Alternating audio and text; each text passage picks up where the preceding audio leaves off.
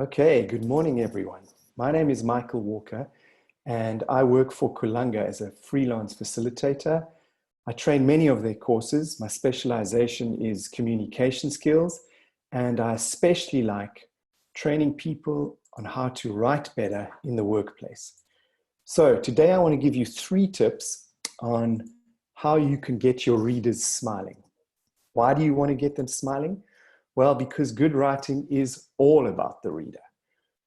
Good writing reduces what we call cognitive load. We want to make it easy for the reader to process what we're reading. We don't want our readers looking like this poor guy. Rather, they should be looking like that. So how do you do that? How do you get your readers smiling?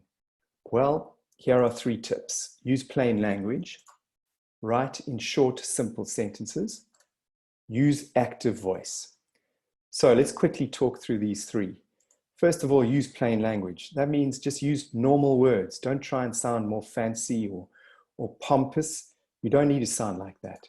You definitely don't want to write like this. Take a look at this. Per your request, attached hereto are documents describing the parameters of the proposed system modifications. That's terrible. Much better, write like this. As you asked, I've attached a description of the proposed system changes. This will get your reader smiling. It's easy to process and understand in one reading.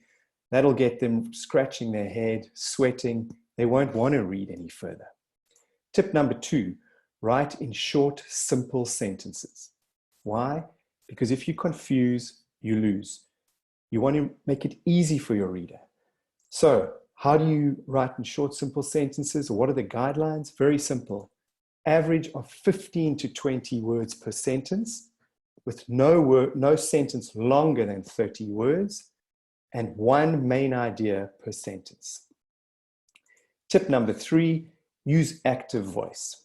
So what is active versus passive? I'm sure that takes you back to the dread of the classroom, but it's pretty important.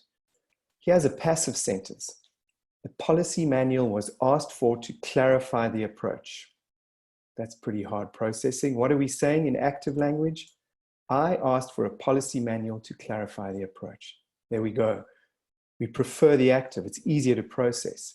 Take a look at this one. The question of extended leave will be considered by management. Okay, I'll give you a moment. What would that be in the passive? Well, pretty easy to work out. Sorry, in the active, we look for the main verb, will be considered. We identify what or who will be doing the considering, which is management, and we get that to the front of the sentence.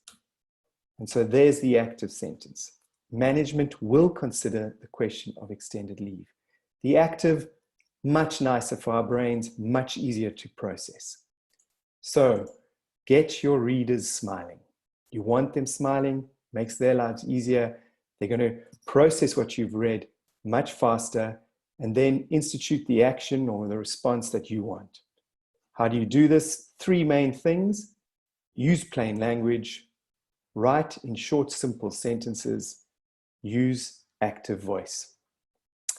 Okay, so thanks a lot. Remember those tips, and I look forward to seeing you again online soon. Take care.